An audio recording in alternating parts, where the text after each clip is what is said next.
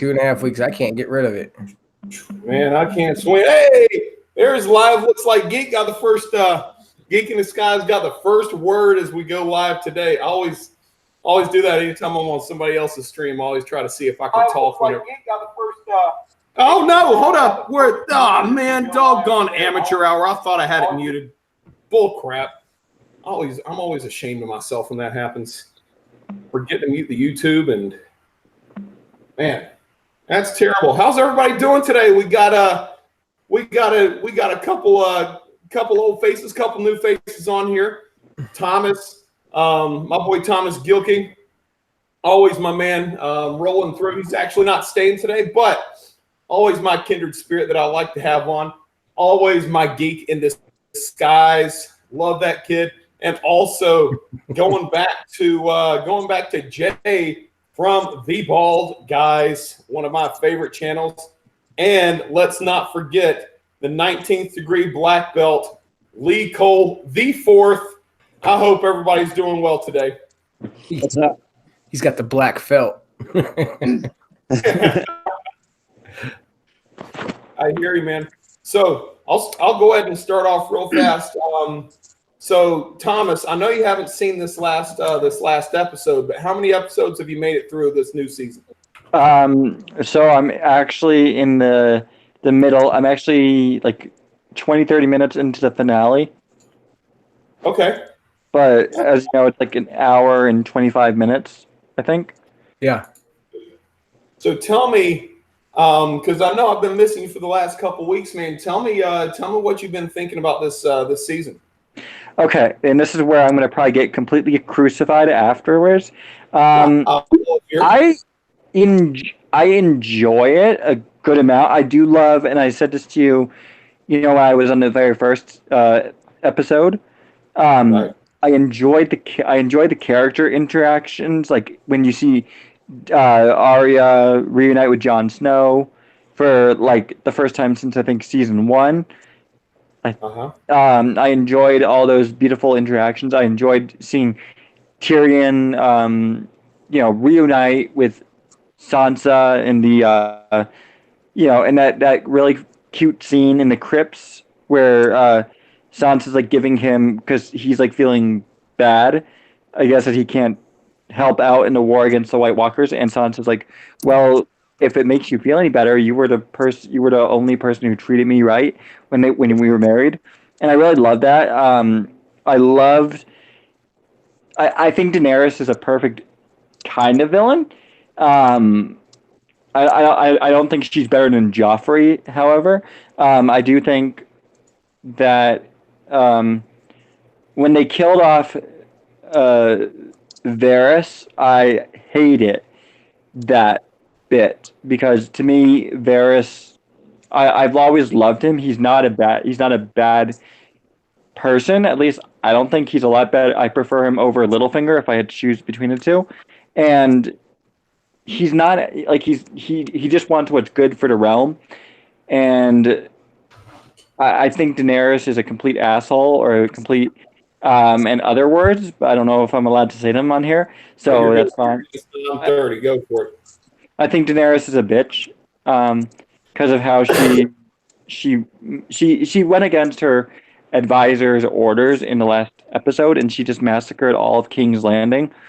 And then in this episode, you see her talking about liberating, and it's like, how are you gonna? It's just all. But I do have some. That's not to say I think everything about it is perfect. The writing is very off at times, as is some of the choices. I'm a big dog person, like huge dog person, and I really do not appreciate. And mind you, I haven't seen the ending of the finale, but I don't appreciate the way that Ghost has been used at all. I think when John's like saying goodbye, that bless you. Thank you. That you're welcome. Bless you, buddy. Sorry, but I hit a chance to mute. I'm sorry. You're good, man. Some of them creep up sometimes. And the way he treated Ghost in the like the episode before, episode 3 or 4, that broke my heart because Ghost has been there with him, and Ghost doesn't deserve to be treated that way. And also, if I didn't like. They seem to like treat Ghost flippantly, like throughout the whole last 3 or 4 seasons. Like he was always there. Ghost was always there in Castle Black with him. He was going on runs with him and everything. And then all of a sudden, it's like for like season 6 or whatever, or season 7, he's like never there. And then all of a sudden, he just pops up random at the beginning of season 8, and then he's not there. Then he has like a little cameo here, and he's like, "Oh, you've been awesome with me this whole time." I'm like, "When? I haven't seen him in 3 years." All of a sudden, he's just big and gigantic and covered in blood because he's been eating something, but nobody knows what. "Oh, we'll just send you back north because that's where you belong, son." Like, what? It was stupid the way. I love Ghost. Love Ghost. So let's get on. Jay, this is the first time I've been able to have you on one of the Throne streams. Tell me what you're feeling about how this season went. Sorry to interrupt you, Jay. This is a point where I'm gonna bounce because I have a feeling that it's gonna get into extreme spoilers. Thank you for having me on, Jesse. You're incredible. Geek, you're incredible. Lee, you're incredible, and so is Jay. Keep on rocking, and yeah, love y'all. Well, you always got a spot on my streams, man. Come by anytime, right? It's good to see you, Thomas. Yeah, good to see you too, Geek, and you as well, Lee, and you as well, Jay. And now this is where I make my choo-choo. Bye. Choo-choo. See ya. Trains your people too. The train has to pull out before the spoilers come out. I need to get him a Hunter soundbite where he runs around the house. Hoo hoo. He does. He runs around going hugga, hoo hoo. I'm gonna start. I think I'm gonna start creating like parody Thomas accounts. I'm gonna have 8-bit Thomas, then 16-bit Thomas, and then Super Nintendo Thomas, and everything. Commodore 64. So Thomas. Jay, hit me up with yeah. Nintendo All right, Jay, 64. hit me up with some knowledge, man. How you feeling on this season, brother? So we talking the whole season in general, not the finale. I just want to be clear. We're talking about season 8. We're gonna go. Let's go finale first, and then we're gonna get back around to the season because we don't have anything else to predict. Everything's played out. The season's or the show's over. Well, overall, the season, I hesitate to even call it that because it's 6 episodes, and it doesn't even have its own. Like each season usually of a TV show, even if it's serialized and continues from a story that it started out with, each season, as we know, typically has its own flavor, its own vibe, its own arc, usually its own, story within itself.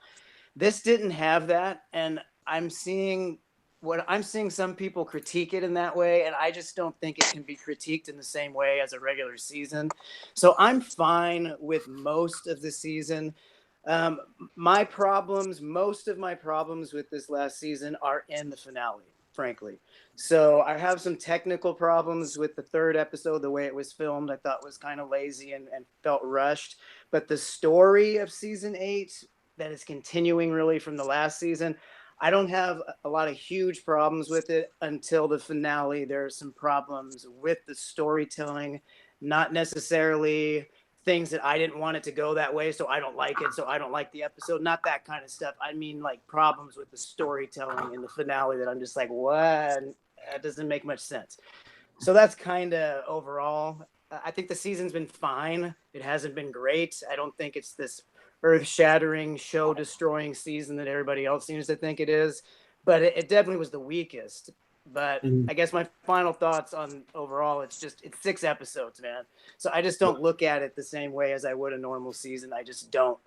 I guess I'm rambling a little bit here, so I apologize. But one thing that came to mind was, I don't know if you guys have ever seen that show with Jason Momoa, Frontier. Yes. Oh, yeah. Great show. Okay. So I bring it up because it has 6 episodes per season. They're very short seasons. But even within those 6 episodes, as I said before, there seems to be an overall arc to that 6-episode season, and then it continues over to the next. Whereas these 6 episodes of Game of Thrones, I just feel they're very different. They're not really a season of television. They're an add-on to what was going on before. There's a drunk robot in our stream now. What happened there? Look at that. You can't deny that smile. What's up, buddy? I wore a Superman shirt for you, bro. Blessings. We'll get Dude, what happened to your face? I told these guys on Sunday morning. On Sunday morning, I woke up. I looked at myself in the mirror. I was 15 minutes from going to church. I looked at myself. I was like, I'm bored with this. And so I just cut it off. That was it. I didn't realize how ugly you are until just now. Just like, you know. It's a surprise. I knew you were thinking. Ouch. I knew you were thinking to yourself how hot I really was. I didn't mean to disappoint you and take off my veil or whatever. But you know. All right, Geek, you're up, man. So hit me with your thoughts on this last episode. Basically just a culmination of weak, lazy writing, rushed story. It was just very boring for the most part overall. I mean, it was just like we didn't need 8 minutes of Tyrion walking through the city to go find Jaime and Cersei. We didn't need, a lot of the little exposition that was in there. We didn't need 4 minutes of Tyrion pushing chairs in. I mean, it was just like they were trying to find any means they could to fill the time slot on this episode. And it was just kind of letting, it was a letdown. Instead of using it to more flesh out, like the whole scene there with Tyrion and Jon, where he's telling about Varys, his ashes will be telling my ashes, I told you. So it's just,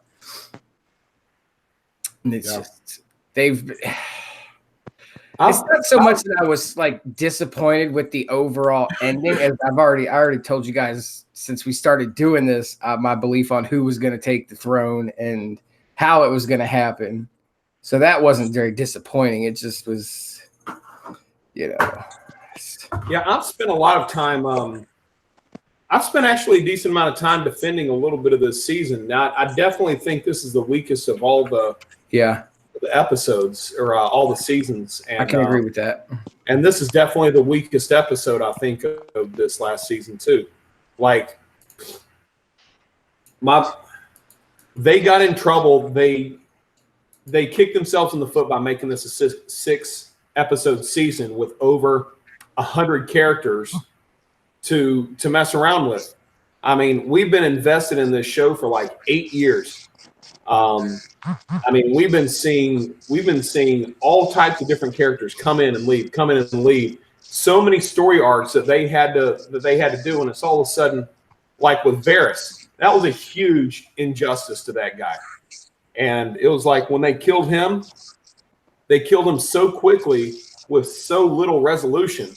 I was sitting there thinking, the only thing I could think to myself was, this is nothing but a time saver. That's it. They were just trying to get this character out of the way so that they could move on and get on to other things.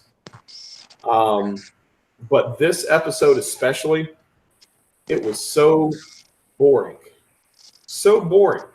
I will give it its due credit. I was actually watching Geeks and Gamers a little bit earlier this morning, and I decided on this yesterday, but I agree with him fully. This is the way they shot this, like the cinematography, was great. I thought it was awesome. When she's walking out to meet her or to greet her army for the first time, and those wings appear behind her, and then there's a word. That was awesome. That was awesome. But that was one of the few highlights. Yeah, but there was but I mean, the story was just so underwhelming. I can't even describe it. My wife watched it with me yesterday. This is only her 3rd episode of Game of Thrones she's ever seen, and she was underwhelmed by it. Jay, tell me what was going through your mind when you were watching this. Drunk. I'm sorry, drunk. Let me It's get okay. the drunk. You can call me Jay. I You can forget call me there's two J's in here. So I got bald Jay and I've got not so bald Jay. Yeah. Who's going first? All right, not so bald Jay. Me. I felt bad for all you guys that really like this show while I was watching it. So, because I thought it was dumb. Honestly, like in watching Game of Thrones, they offered and gave us great, I guess, cinematography footage and how they did camera angles and things like that to start with. The whole Jon Snow hugging Danny and then just stabbing her off camera like that has been done like a million times over. So I thought that was weak and lazy. I mean, they did that in The Last Jedi with like Han and Kylo Ren. You know, like that type of like, you look into their eyes and then you know something happened, but you don't know what. Like that's like that. That's not Game of Thrones-ish Yeah, type exactly. film. Like they don't do that. And then you had the dragon who had some kind of like moral like responsibility to melt the throne to be like, you see, you guys are just fighting over this dumb thing of metal. I'm gonna melt it down and If my show mama you. can't have it, nobody can have it. So it was just like either that or he was like making it wheelchair accessible, something like that. And then they called Brand the Broken, which is like not politically correct. You don't go up to someone in a wheelchair and be like, "Hey, Steve the Broken, how you doing, man? Like, how's it going?" You don't do that. And then I hated like the last 30 minutes. Like they just played the theme music, and everyone was just walking wherever, Da, na, na, na, na, na. And like you see Jon Snow walk to the Night Watch to go watch nothing.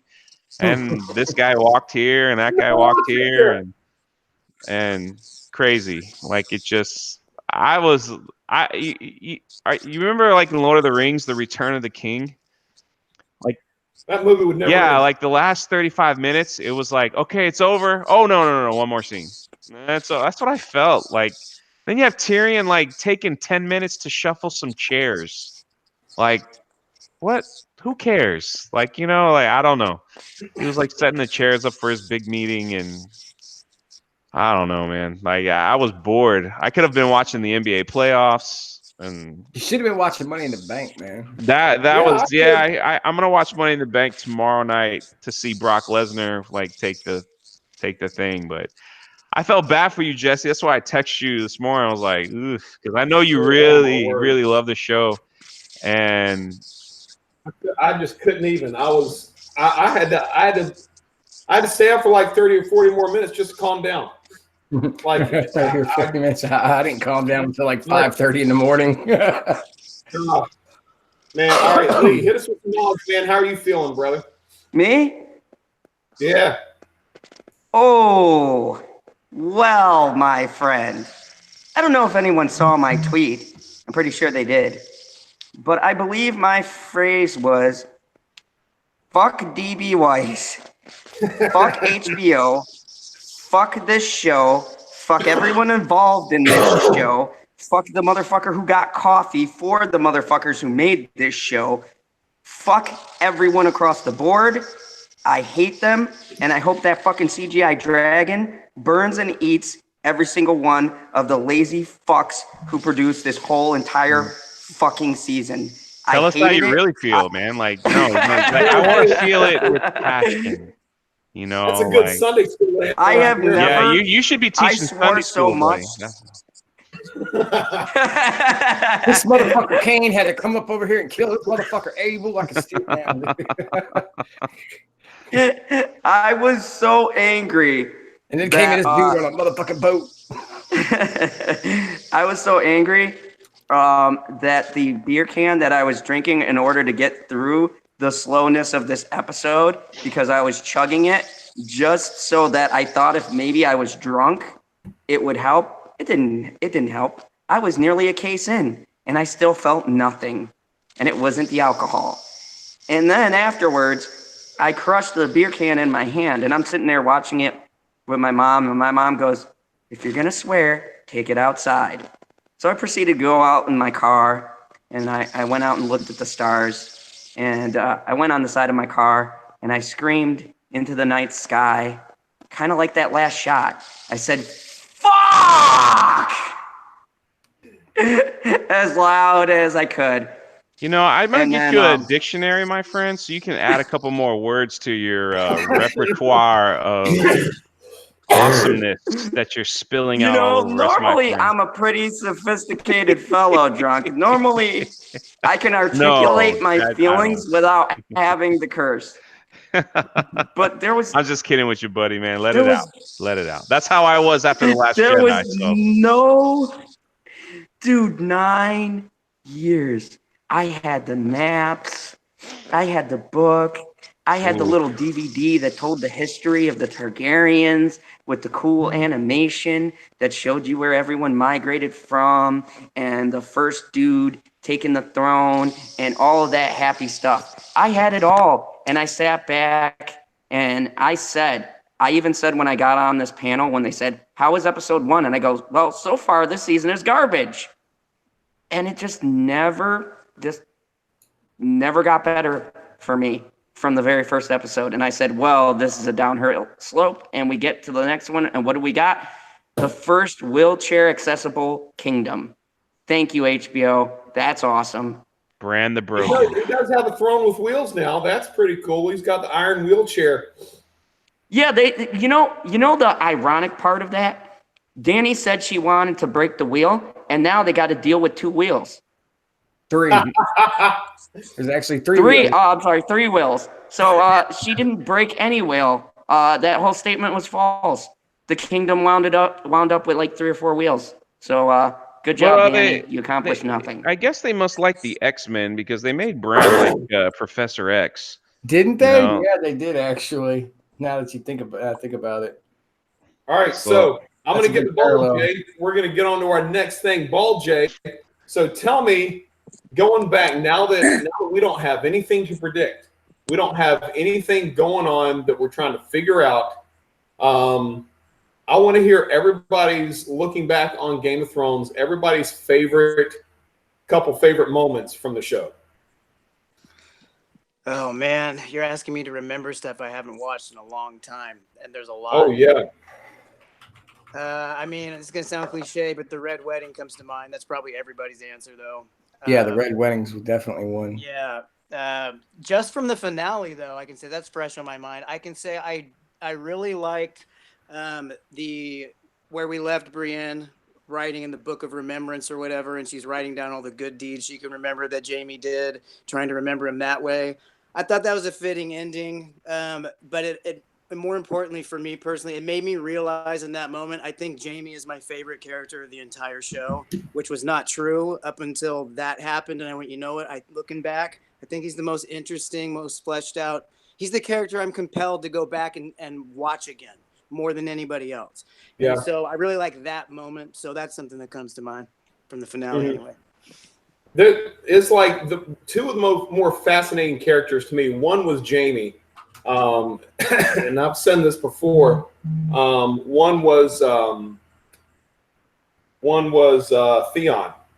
Now, I love both of those guys because you could see a real character transformation and who somebody used to be versus who they're kind of turning into and morphing into over time. I just love those types of stories. I would throw Sansa in there as well because she starts out as a spoiled brat who, whenever she was on screen, I just wanted her to go away, and then by the end, she's Queen of the North. So I mean, there's and I don't agree with every single step of the way for her to get there necessarily, but I think it's cool that she stumbled a lot and she went through a hell of a lot to get where she's at. And there's no Mary Sue going on with Sansa at all. So I would throw her in there as well. Yeah, absolutely. Lee, what were some of your favorite moments from the show?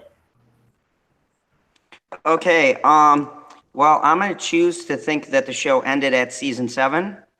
I'm not gonna highlight anything from 8. You sound like a Star Wars fan, bro. Yep. Star Wars season ended 7, at episode Cersei 6. wins, and Daenerys bangs Jon. Perfect ending. You watched the show for the nudity, didn't you, Lee? Just be honest. Come on. Yeah. Every scene when they were getting on is my favorite moment in the show. No. That's a weird thing to say, considering he watches it with his mom. Yeah, you know what? You're absolutely right. Okay, hold on I a take that second. back. I want to Thanks say for catching me on I that felt one. like when I was a kid, Oh I my was gosh. like, I can't look at this. My mom's in the room. I walk out and be like, is it over yet? Now it's like, yo, mom, check out them titties. Dude. No. I'd have to say my favorite scenes, definitely the end of season 1, the beheading of Ned Stark, because I said, oh, Sean Bean, man, he's charismatic. He's going to be on the show for the next, 3 years. Boop. Now, that's how you subvert expectations. I said, they cut that dude's head off. Joffrey's a prick. No. Who kills their main Everything is character in the first He doesn't season? have a good survival rate. No. If you took that pennant, man, that thing was like cancer. As soon as you put that on, I said, "Oh, that dude's gonna die." It was like, Oh yeah. anyone who had that king of the hand of the king pennant, man, was doomed. They were marked for death. It was pretty much you done. Except for So I like that. Yeah, it was I the liked, red shirt of Joffrey. Game of Thrones. Oh, yeah. It was the red shirt of Game of Thrones, yeah. All right. And I liked the battle of Blackwater. I liked Helmgrove with when the Nightwalkers first made their big move against the Wildlings, and in particular, I liked when that one chick did what Arya Stark did in this season. And she tried that whole knife drop bullshit, but this time, for some reason, the Night King was able to counter it because he grabbed that dagger and stabbed her in the chest and then turned her into a White Walker on top of that by making her kids eat her. Was so brutal. I was like, yo, who does that? That is... I've forgotten about that. That was a sick move. I know, that was savage. And then John fights old big homeboy and gets the bejesus beat out of him until about the last second and figures out he could kill him. I liked all of that, and I liked season 7. I loved the part where and this is the two-parter. I like when they made Cersei walk through and do her Shame of Atonement naked, because as soon as she got done and I looked at her face, which was once again what was lacking in this season, and when they panned the camera to her eyes, I said, oh, she's gonna kill everyone. Mark my word. She is going to set this place on fire. And sure enough, last episode, she lured everyone in the sept and blew that shit up. And I was like, you go, girl. Because they did her dirty. Yeah. And then my good time stopped from there. I like nothing for me. I like it. All right, Geek. Except for the ending. Some good memories, man. Hit me some good memories. Well, as far as highlights, but when what are some things that were like Game of Thrones captured me in this scene, or I got really pumped whenever Clegane wanted all the chickens in the restaurant, or whatever it is. I mean, right off the top, I could think Brienne getting knighted. I think that was one of the best highlights of the show. You know, we've seen her come and work so hard to get where she is, to become the first female knight of the kingdom, because she so rightfully deserved it. Not something she just felt she was entitled to. Sansa and Theon what the heck is his name, man? The other bastard. Littlefinger. No, the other bastard, when they gave him to the dogs. Oh yeah. Ramsay Bolton. Yeah, Ramsay. Yeah, Ramsay. Good old Ramsay. Man, I hated that guy. Ugh. Yeah, when he got taken out, I was like, yes. You know, everybody's at the Red Wedding. Kissing booth. I think, honestly, probably the Battle of the Bastards and the Red Wedding are the two of the biggest highlights of the series. Just in terms of shock factor, just grandeur. Missandra setting the swords on fire there in the Battle for Winterfell. Yeah. I thought that was pretty cool. I'm telling you, there were a lot of really good. I mean, everybody's knocking season 8. There were a lot of really, really cool things that happened in this season. but it was like they were just too few and far between, man. There were too few and far between, and it was all for nothing. It was Yeah. like, dude, that was awesome when Melisandre set all those swords on fire. 3 minutes later, they're all out. Yeah. What? And Joffrey getting poisoned, that was a great scene there. That was What an insufferable bastard, man. I was glad to see that guy choked. I mean, he pointed out Ned Stark, because he was such a good character. I'd have to say, though, probably like one of my biggest gripes out of this series was that little 12-year-old bastard sucking on the tit. Like,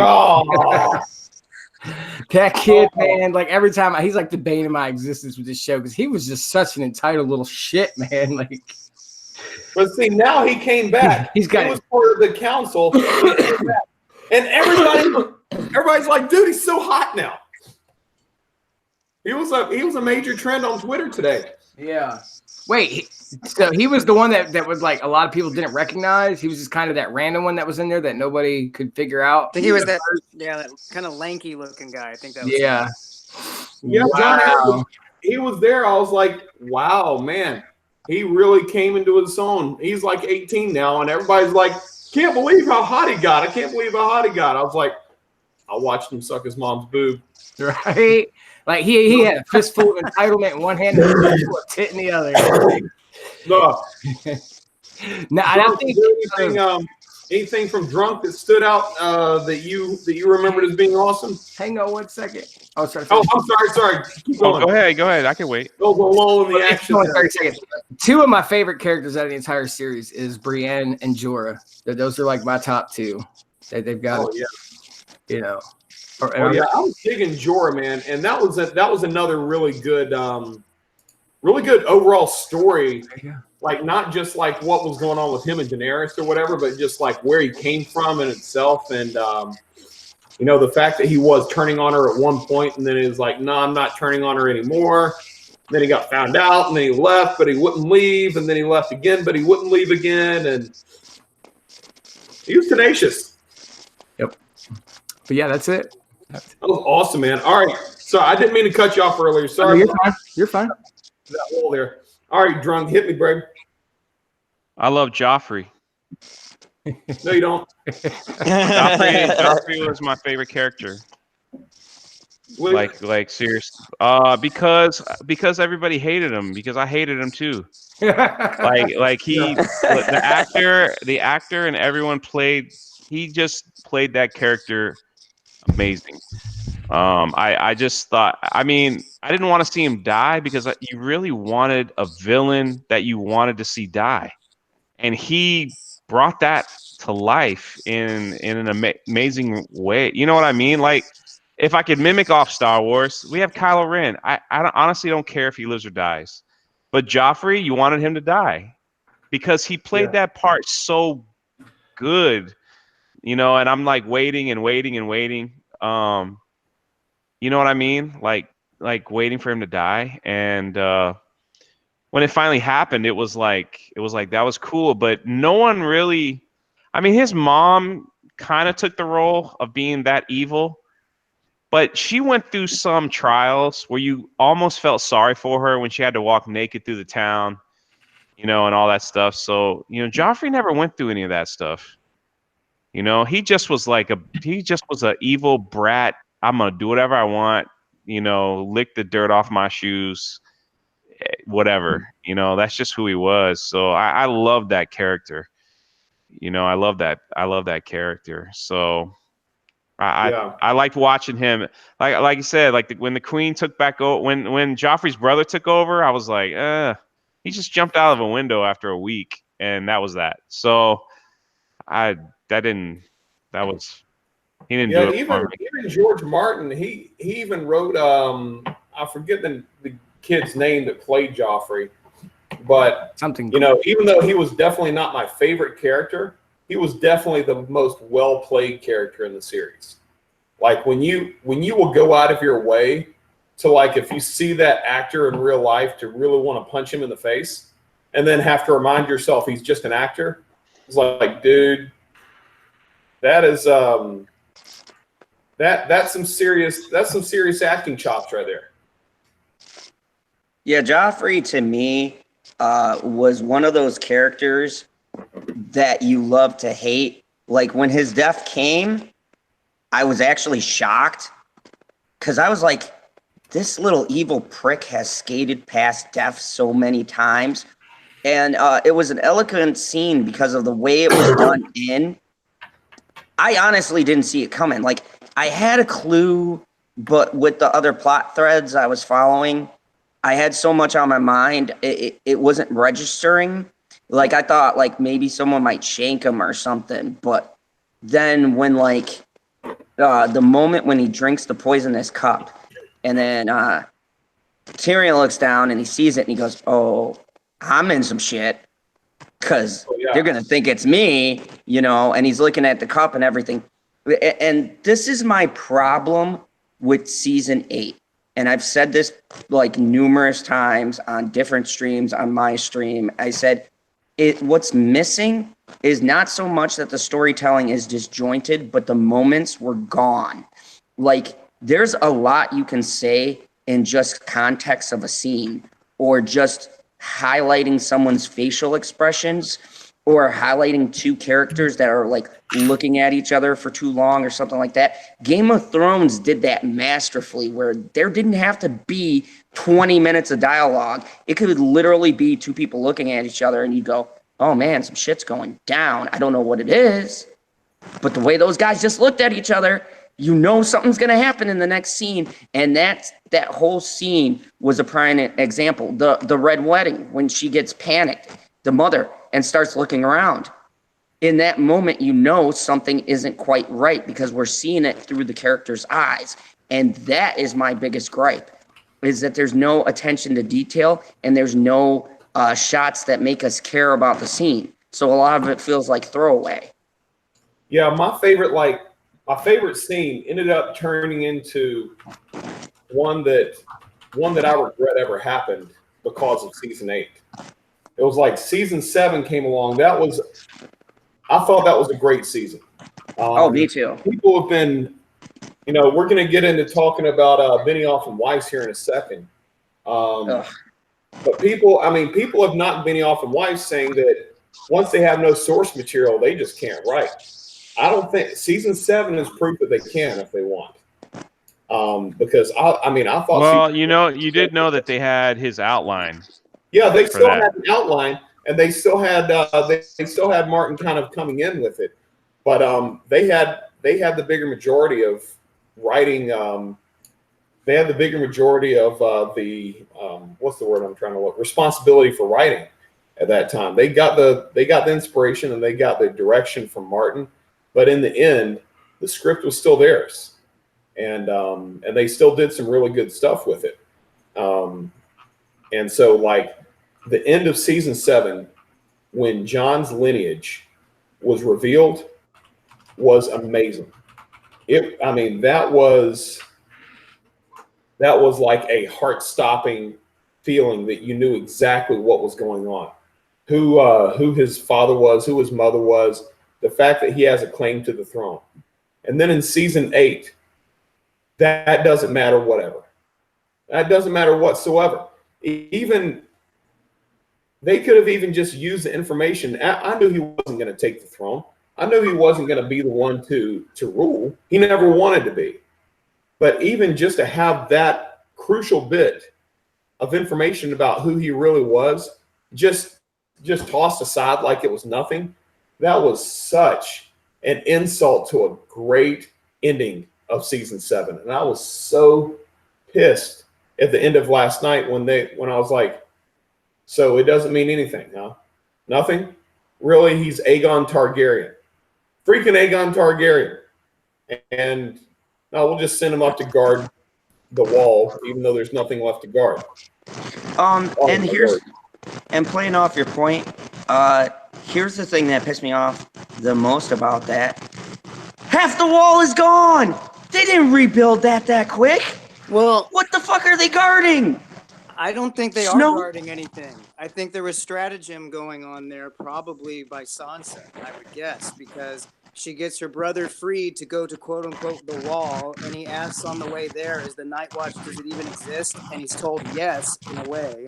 And then he gets there, and sure enough, there's no black, there's nothing going on there.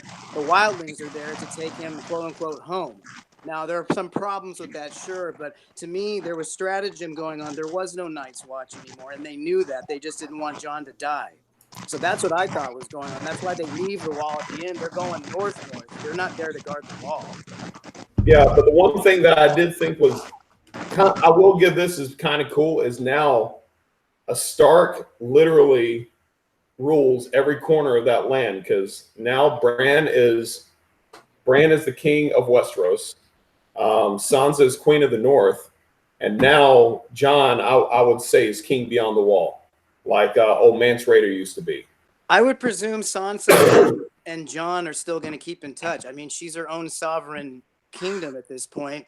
Who's to tell her that she can't correspond with her, her brother, quote unquote? So I'm sure they didn't, I'm sure they didn't lose correspondence with each other after that. That's what I like to think anyway. Yeah. Makes me feel better. It does. It does. All right. So, so obviously, I would say there's a, excuse me, man, I'm so sick of this cough. I mean, I think there's a decent consensus that the last episode really screwed up the season even more than it already was. Can I ask a question about that? Yes, please. So after John killed the queen, then you have a little time jump, and they brought Tyrion out to make the decision on who's going to be the next king.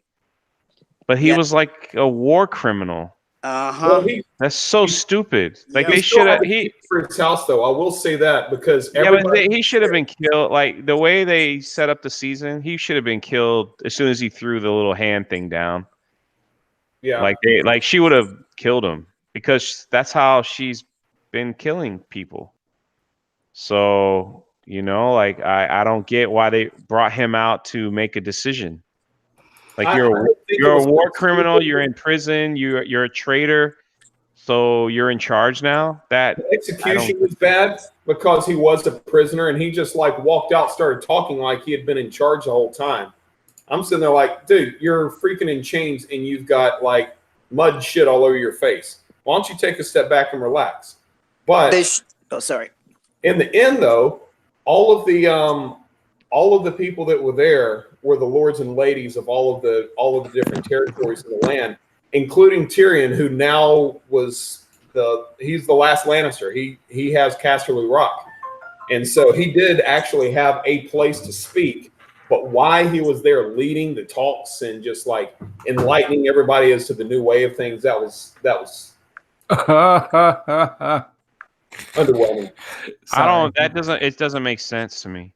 And then I think I'm sorry, but then I think Jon Snow would have been killed, because she had thousands of people fought that were loyal to her. That's my queen. And the fact that Jon killed her, and they're just saying, well, he's just a prisoner now. It doesn't make sense to me. Like, there should have been a war of wars now at this point. They murdered our queen. Here they come. Let's fight it out. I mean, that's my opinion. And I'm not that heavily invested in the show, but I'm like, that's just seeing the direction of the show. They just didn't do any of that. Yeah, it's no answer. See, y'all agree with me. That's all I'm saying.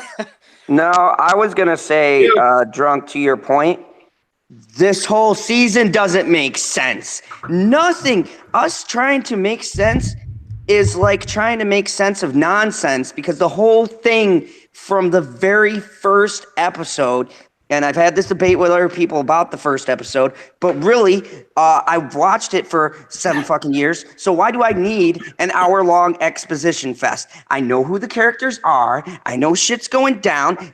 Get to the action. Nothing. Nope. I've seen Winterfell so many times that I wish the freaking dragon did its little Top Gun deal right over Winterfell so I didn't have to see that stupid set piece for like the rest of the entirety of the season. But no, we spent it in the most boring part of the kingdom ever. And for what? So people can talk and talk and talk and then talk some more. And just when you thought they were done talking, nope, they start talking again. It became Game of Talk. Yeah, there was a lot more. There was a lot more dialogue in this season for sure. Especially like the first 2 episodes of the season, it was just talking. That was it. And it got. I mean, the first 2 episodes, I know they were kind of necessary, quote unquote, but they were not. They were not that necessary. It was like they overplayed the intrigue that was going into the building up, and it built up for nothing. It built up for it's just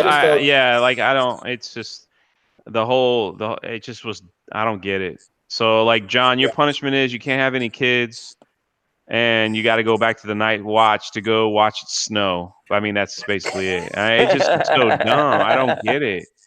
Like, I don't get it. Like, what is all? You murdered the queen that had thousands of followers that were loyal to her, and they're okay with just letting you go and not having any kids. Why even bring John back alive? You know, like, why? I mean, anybody could have done that. Because it was his destiny to unite Daenerys with the North and all that to fight the White Walkers. Because if people were talking right, Daenerys was immune to fire because of the Lord of Light.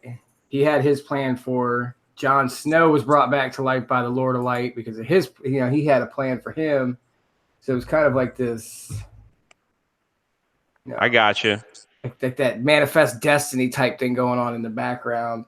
And honestly, I mean, one of the biggest disappointments in the episode for me was Jon didn't die. I felt that if Daenerys was going to die in the last episode, Jon should have died. Like it should have been like a Daenerys catches Jon trying to kill her, they duke it out and they both kill each other, or Jon gets executed for killing Daenerys. Because there's no fucking way Grey Worm wasn't gonna kill Jon. I mean, that's just It's just weird. And if you wanted to do symbolism, you have Jon get his head cut off like his adopted father. But it would have been a sense of they were both virtuous people who died doing something they believed in, and he succeeded where Ned Stark failed, because Ned Stark essentially died for the realm and for trying to expose Cersei's, which got swept underneath the rug very narrowly. You have Jon die for bringing peace, and in his death, peace was accomplished. Kind of like a martyr thing, and it would have had more weight and a stronger symbolism. Well, it would have been like a we've come full circle. What was it? Massandra? What the fuck is that? The fire chick. She served her purpose. She died. Basically Daenerys' purpose was to break the wheel and to free the 7 kingdoms. She did her. She died. Jon was brought back to life to fulfill the meeting between the North and Dany to get that. That happened. That was done. He should have died. Basically because they were all pawns of the Lord of Light.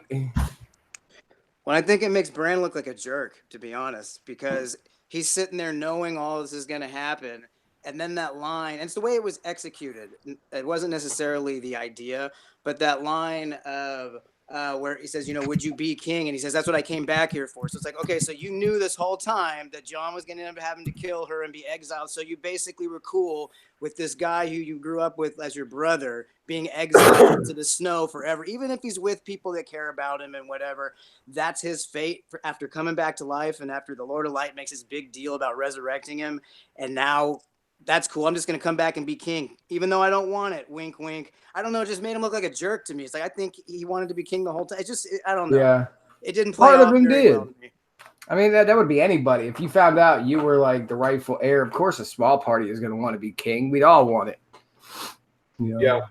Now, I mean, I saw him, even though, I don't know, I saw him with the potential to want to be king during at the very end of the battle for Winterfell. Because they went on this whole thing, and he's, Bran's been all about, I can't be king, I can't be anything, I'm the three-eyed raven and all that jazz. But it's like he didn't have any humanity at all. That's one thing that always drove me nuts about Bran, is like, you're gonna come back, and I know I've been on this rant before, but it's like, you're gonna come back, your family's never seen you. And then all of a sudden it's like, oh, I'm the three-eyed raven. I saw you coming through the door, John. I know you're fixing me apple pie, Sansa, or whatever it is. Like, just hug your sister. Stop being a douche. Stop being a freaking douche. Hug your sister and do what brothers do.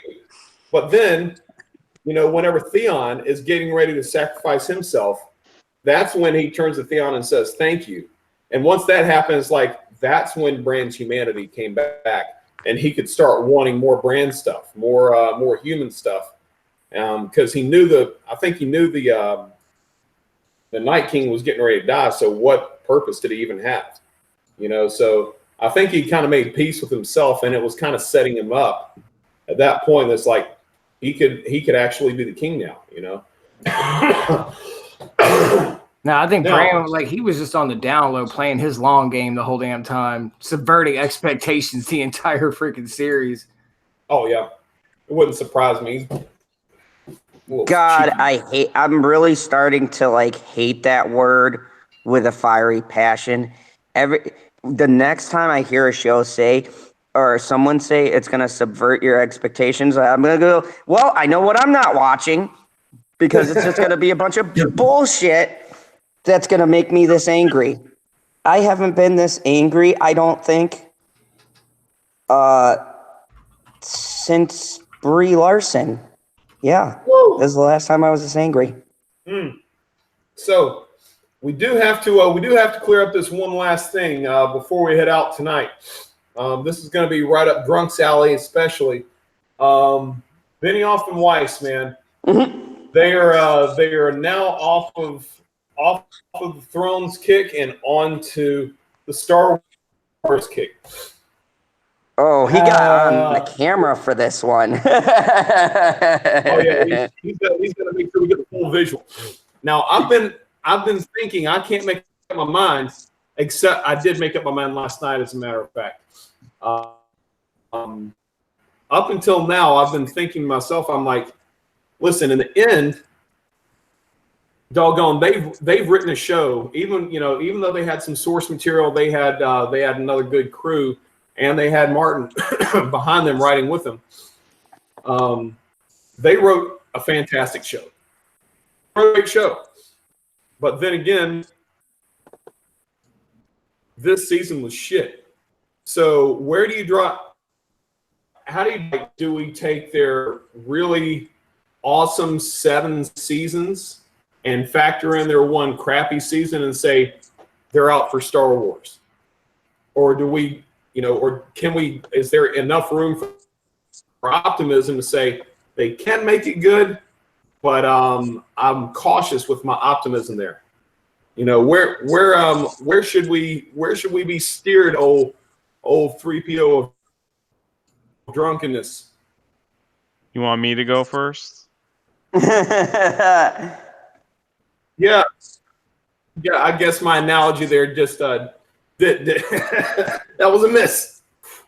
It was a miss. Drunk Jay.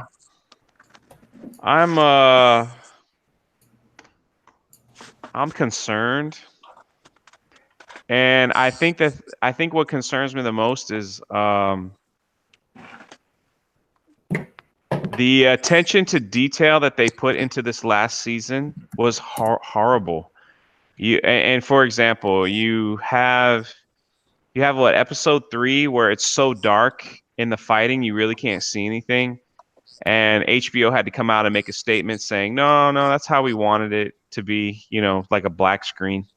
And then you had like the Starbucks cup incident, and then like last night you had like water bottle incident. And I know that stuff happens. No one covered the vanishing hand. Yeah, Oh that was yeah, Jamie's hand. But I'm Panther just Man. saying, like, all that stuff is when you're working with like hundreds of millions of dollars and you have these professionals, that stuff. I mean, every now and then that stuff, you know, it comes out, No, man, but not that it's season was infamous for it. I mean, yeah, they that's what I'm saying. Like, it was like water it happened. bottles. Right. It happened. Oh, exactly. It happened over and over again. Like every episode had an issue like that. And it's just like I don't know, man. Like if you have one of the greatest shows in our generation and that's how you treat it at probably the most viewed season of all time, you know, it shattered so many records last night with views. Like almost 20 million people watched it last night. From what I'm hearing, and then it's like it, and then What other we're gonna hand you record Star probably Wars. shattered? What you gonna do with it? You know, like here's Star Wars now. What you gonna do with it? You know, and it's just like, golly, like if you can't handle this season with the care that it needed, what you gonna do with Star Wars? You Yeah, know, like a franchise that is that's just crumbling, man. Like it's crumbling. Like they, like What do you think those guys were like the hope. Like they were the hope it that was gonna is to pull make out this them trilogy. to make Star Wars what it should be?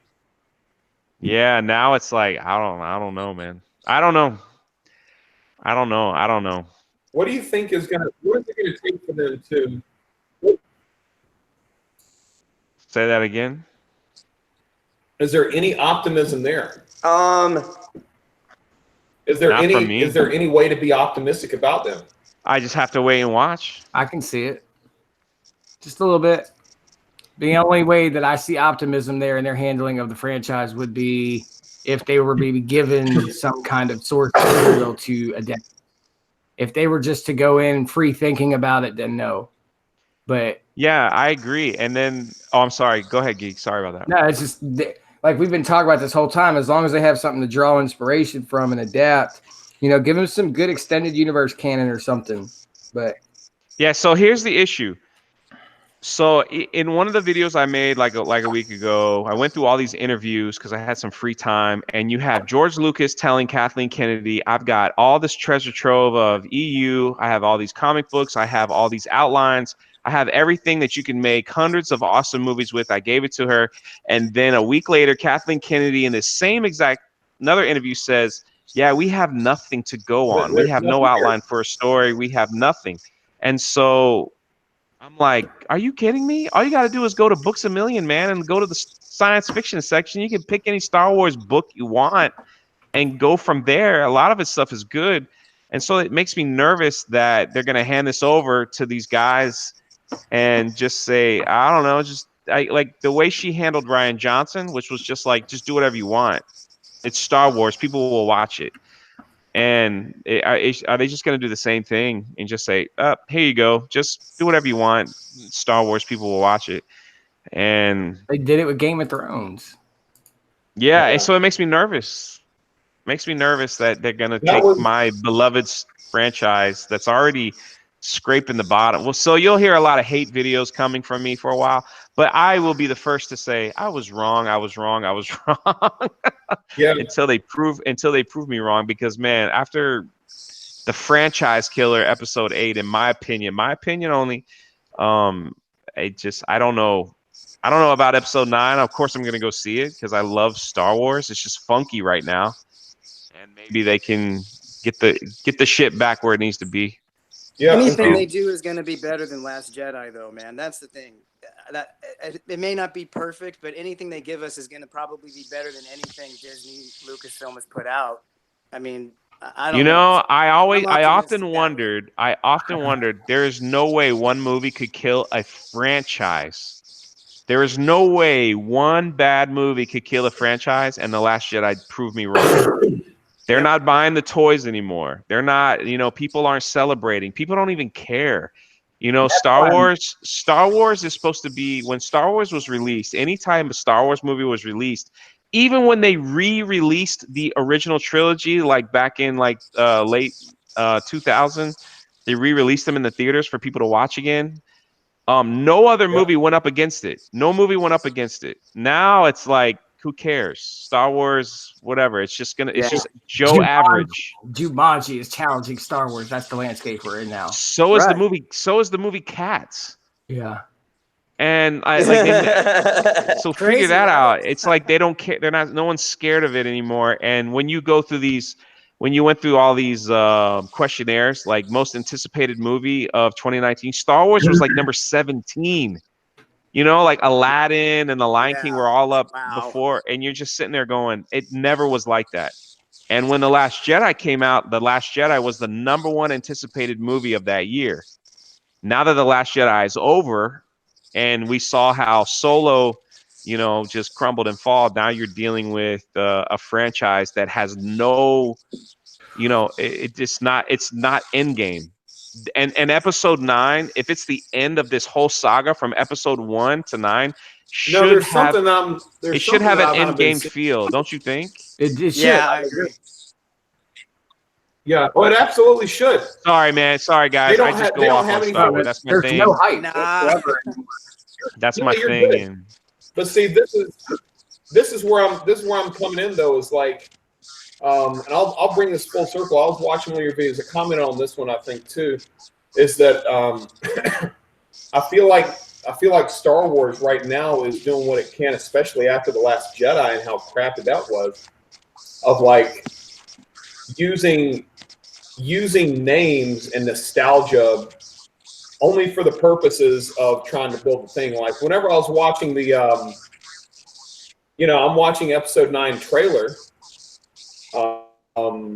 and I'm like, okay, so you got Palpatine's laughing there. Why? They're just trying to, it's almost like they're trying to bring back that old feeling of, oh man, it's the Emperor. And then you've got Lando in there and I'm getting like, there's part of me that wants to be excited. It's like, oh man, they're bringing back the old crew. This is good. All right. Oh, man. Okay. I can weigh in there. I remember episode 8 too. As a general audience member, I said the same thing with. And I'm like, he can't hear you, brother. you're going to go. You can't hear me. Obviously, he was just rambling on. Oh no! Like as a general audience member, man, it's the same thing I felt when they pulled out the Force Awakens. It's a freaking nostalgia-driven fan bait venture. And I mean, it's going to be Return of the Jedi all over again. And they did the same thing they did with the Force Awakens. They gave you Lando and Chewie. They gave you the Emperor's laugh. They're trying to reignite those nostalgic fires inside of the Star Wars fans, and at this point people have just checked out. It's like it's not working. We got how is it said? Fool me once, shame on me. Fool me twice, shame on you. You ain't fucking fooling me a third time. Yeah, but now it's like I'm bringing it back to Dumb and Dumber. It's like now they've got Vinny and Weiss coming in. I'm thinking, are they doing it just for the name? Like, are they like, okay, we've got these really awesome writers, and up until now, up until last night, I was like, I still think that there could be some potential for some awesome Star Wars stuff because these guys have really turned out a lot of amazing things for Game of Thrones. But what I saw last night, to me, was, when I say not necessarily agenda driven as in like some type of SJW agenda, I'm thinking agenda driven as they checked out. They just want to put their stuff and get lost. They were offered 2 extra seasons and didn't take it because they wanted to commit to Star Wars. And so Star Wars bought them out. Is what it was. They're getting paid like 4 times the amount too, so Disney was like, oh, yeah, we're going to get these awesome dudes behind Game of Thrones. But then they didn't figure out or realize that as things went on, these 2 dudes were going to shoot themselves in the foot on a massive level. So it's like, they counted their chickens before they hatched, man. Yeah, and they that's did. what I'm thinking is like, now I see the fan consideration gone.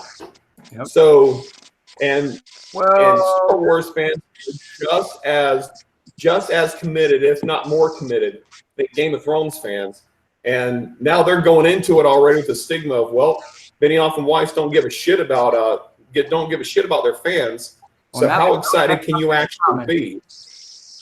because that's where the optimism kind of falls flat on my point. Like, yeah, there's a little bit to look hopeful for Star Wars, but a lot of people keep overlooking the fact that Ryan Johnson is collaborating with Benioff and Weiss and going to be helping them develop their movies. So it's like, It's poison. It is. Oh It's yeah, like, that oh changes man. everything. So we're screwed. Like, we had the hope, but then all of a sudden we learned that detail at Celebration, and now it's like, well, shit. I got a theory. That's depressing. I think that if they Totally. want to save Star Wars, and I've been toying with this for a long time. I'm a Star Wars fan, but I checked out after the last good movie ever. I think what they need to do is they need to go with their original idea, and I seen sketches for it. They need to bring in freaking Keanu Reeves and John Wick that shit. And I will pay 15 times to see that movie. Just have Keanu Reeves come in there with his dog. We don't need an explanation for why the dog is there. You just take the two universes, collaborate them, and we've just saved Star Wars and made it like $1 billion because John Wick is doing fucking phenomenal. Here's the issue. You have a fan base that loves the nostalgia Star Wars, and you spit in their face, and you're thinking that the next generation is going to fall in love with these characters. Rey, Finn. I wanted to love these characters. I wanted to love them. I wanted, to buy their figures and everything. And so I don't blame the actors or anything. I blame like just identity politic crap. And now you got JJ who's going to try to like put all this thing together. Now you're bringing in two new guys and saying you're going to create characters that nobody knows. You're going to create at least with Marvel, you could throw Spider-Man and everybody knows Spider-Man. You could throw Thor, everybody knows Thor. You could throw, Captain America, everybody knows Captain America. And then you start adding these other like non-known Marvel characters around them, and that makes them popular. So that's why Marvel was able to do this. But now you're asking these guys to start an entire different movie with characters that nobody knows. Maybe like 0.01% of people understand what Knights of the Old Republic is. Let's be honest. Unless you're a true Star Wars like guy that digs in. Not the average viewer is going to know exactly what it is. The average viewer knows who Spider-Man is. The average viewer knows who Captain America is. Yep. But they don't know these new characters. So now they're going to bang on. They're going to say, well, that's what they're going to promote this. Hey, the Game of Thrones directors is doing Star Wars. The Game of Thrones directors, the Game of Thrones. That's what they're going to mark. I'm telling you, that's how they're going to market it. And now that this last season is crap, that's going to be a horrible marketing job. Yeah. And so now we're going to have a new Star Wars trilogy come out, and people are just going to be. It's going to be like it. I bet it will get the attention of Alita. The movie Alita. I don't think it will be the super huge block. I hope it is. Don't get me wrong. I want it to be super successful and be a great story. But Alita Battle Angel kind of came in, and people who watched it said it was good, but it wasn't It wasn't a huge blockbuster type movie. Does that make sense? No, Am I making sense? Yeah. Yeah, that's what I think is going to happen because. And then people are going to have to invest in these new Star Wars characters and be like, oh, okay, I like that. And if they just trash identity politics and all that stuff it's just going to be an average movie, and that'll be it. Star Wars will not be what it ever was. It'll just be average. Yeah. And that's what scares me, because that breaks my heart, honestly. many It really often does. are bought. I don't find much passion in what they do now. Especially because of this last season, I don't feel like they sold out. I just don't feel like they had much passion behind what they were doing, and it showed.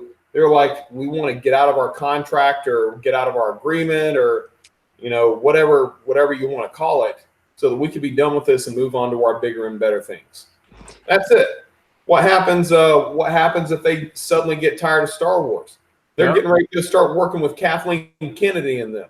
I mean, I mean, holy hell, if they're going to sell out. You'll see lightsabers and Starbucks cups all in the. Yeah, if they're going to sell out their freaking cash cow, or I mean, their Star Wars books. if they're going to sell out on their thrones, how in the hell more are they going to sell out once Kathleen Kennedy and all them starts getting a hold of them? Like, well, I want you to put this in your story. I want you to start focusing a little bit more of your direction on that and whatever. I mean, there's a whole correct me if I'm wrong, and Geek and all you guys that do a lot of research on stuff. Money talks, right? Yeah. So if you know, remember when? Again, correct me if I'm wrong. It's late, but when they bought Star Wars, The Force Awakens comes out, and then everyone's going, "Hey, we're gonna have an Obi-Wan movie. We're gonna have a Boba Fett movie. Rogue One comes out. It's $1 billion movie. Okay, we're gonna have this movie. We're gonna have this movie. We're gonna have this movie." And everyone's all excited about these standalone films. You know, they're even hinting at a Vader film, a Ahsoka film, like all those things, Ahsoka film. And then The Last Jedi hits, and everyone's like, "Oh, that's what you're gonna do with it?" And then they throw out Solo, and Solo's like average. You know, it makes money, but I think that actually Disney lost 85 million. Was like after all said and done, they lost about 80 million on Solo, and now they are like, "We're not gonna make those films anymore because no one's gonna watch them." Like Obi-Wan, we're not gonna make that. We're not gonna make the Boba Fett film. We're not, and we're all going. And they had Emilia Clarke in Solo. So this is what happens when you put somebody from Game of Thrones in a Star Wars movie. It becomes a mediocre piece of crap. So Emilia Clarke, whatever. I'll leave it at that. Hey, Jesse, do you mind if I mention something about the finale? Because I'm surprised it hasn't come up. Go, please. The part that I had such a hard time with, and it has to do with their writing specifically, is who knew John did what he did. That was my problem. Like, I was actually cool with the finale until that happened, when the time passed and they bring Tyrion up, and then they talk about how it's been weeks and they have him because he stabbed the queen, and I'm going, wait, who knew that? Because the dragon saw him walk in. They had too many details. Yeah, circumstantial evidence. The dragon figures out what happened, and this is the thing that bothers me. It probably would take maybe, I don't know, hiring 12 extras to fix the problem. All they had to do was, when John is walking in toward the throne room, just have like a dozen guards in the hallway, and just, one on each side as he walks down. So that if something would have happened, they would have ran up there to see what the hell happened, and they would have caught the dragon burning down the Iron Throne and all. So then it at least made sense that he got caught. So I couldn't invest myself in anything that was going on because everything hinged on what was going on with John, and they blew that up to pieces. It's like it didn't make any sense. So nothing else after that made any sense. I figured that out, Jay. I figured that out. John could have just turned around, stabbed himself in the side, and been like, "Yo, Daenerys attacked me because I'm the one true heir to the throne." And she got all pissy, and she jumped on her dragon, and she melted the throne and said, "Nobody can have it," and took off into the sunset. That's how this all ends. But then they had that scene where those details were coming out, and I'm like, who the hell spilled the beans? Because only John was there. Right. It was weird. Wait for the queen to make her exit. That was stupid. Freaking dragon carried her off. What the freak it was? Oh my God. I was hoping at the end. I figured it out. That dragon, he melted the throne, right? So he was obviously like Cybernon systems. He was self-aware. So what happened was that dragon's a snitch. He came out and he was like, "Yo, this motherfucker done stabbed the queen." Before he left, he was like, "I'm dropping a dime and letting you guys know Jon Snow did it." And he was yelling that as he flew off with Daenerys and his claw thing to whatever nonsensical magic land they were going to, because that whole thing, I hoped he dropped her in the water. Like, I want to see a gag reel where the dragon's going and then he drops her and she's in the ocean and he goes, "Oh, well, not getting her back." And he keeps on flying. Well, because they don't even have a body. I mean, that's the other thing. It's like they have no idea what happened because the body's gone. And I don't mind the dragon taking her off, actually. I actually like that quite a bit. I know I'm probably a dissenting voice on that one. But still, the point is there is no body. No matter what happened, there's no body. Oops. So how would you know what happened? Yeah, it's ridiculous. It was ridiculous. The scene was like the rest of Game of Thrones. pretty much that dragon not only burned the Iron Throne, but my soul. And I was hoping that at the end it was going to cut to black, and then it was going to like come into this scene where they're coasting through the clouds, and then the camera was going to pan up on this like fucking plateau somewhere where the dragon lands with the body, and out of some freaking magic, whatever mystical dragon magic bullshit, he somehow breathes new life into Daenerys and brings her back. You know, and then the whole series just ends on her waking up. And then Seth Rollins, burn it down. Like she's going to come back at some point and just fucking kill everybody. Yeah. Hey, I have a question for the panel because I just haven't been paying too much attention to what I know they were going to be doing spinoffs. They're planning spinoffs for Game of Thrones, but I don't know what they entail. One thing at the end of that finale that I actually was like, okay, I'm excited to see that if that's what they're planning on doing. Was Arya going off on the ship to the west. I was like, all right, are we going to do the adventures of Arya? Is that going to be one of the spinoffs? Because I'm down as long as they don't Batwoman it. I'm down for that. No, they're going before this season. I know, but they're doing multiple. They're going way back. They've got about 5 different series right now planned out, and I think the one. No, they only got 2 now. They canceled those. I bet you. What was up with Arya Stark and the whole freaking Assassin's Creed arc? Like, spinning off her wife's played Assassin's Creed a lot, and like became full circle with Black Flag up in this Joker. And now she's like just gonna sail off to Westworld. Yeah, I think the series that they're spinning off right now the most, or at least the one that has the most potential, by what George Martin said, is that they've got one that's going to be about 1,000 years before this all happened. Why? When the Night Walkers first made their appearance and had a battle with the First Men and stuff. Why? Because of money. Because guess what? We're watching the series, and the whole time we know Bran, Mr. Wheelie Legs No Feely, takes the throne. Like that's where we get to watch it, and that's where it's damaged. Because I can't sit there and watch a prequel and go, I know this is all where this is leading up to is one of the worst moments in TV history. Like, oh yeah, I mean that's the only thing about watching prequels now instead of sequels, because you know what's going to happen. You're like, okay, well, looks like Hot Wheels is going to be the king in 1,000 years, and that's it. I mean, what's this leading up to? Brand Hot Wheels Stark. That's it. That's going to be all. That's why I don't like prequels as a general principle. I'm gonna do a meme. He lives his life one vision at a time. Wow, that's pretty good. It is going to be about time to wrap this bad boy up. This has been even though this season has sucked pretty bad balls, this has been fun. Hanging out with a couple of you guys and everything like that. So I think we're going to do this some more, even though we don't have any season 8 to rip on anymore. We'll go and have a couple of Thrones talks from time to time if anybody is up for it, for sure. Oh, I have no life, and you guys are my friends. So yeah, I'm down for anything. Wow, way to throw that out there. Party. I'm not tugging at the heartstrings. Wink, wink, nudge, nudge. I want to be the king of the throne. Please don't invite me to your birthday party. Chuck E. Cheese. All right, girls, it has been a fun night. If you are in the chat, be sure you subscribe to everybody on this panel. Subscribe to each other. I didn't see any douchebags in the chat this week, so you can still subscribe to anybody. Somebody said your face looked like crap in the chat. I don't know who that was. Sorry. That was me. I forgot about that one. It's okay. Don't you? I'll give you a pass. I'll give you a pass this time because I came back with an even better comeback. So I'll go back and read the chat, and you'll figure it out. All right, boys and girls, y'all have a good Monday night, and we'll see y'all around the bend somewhere.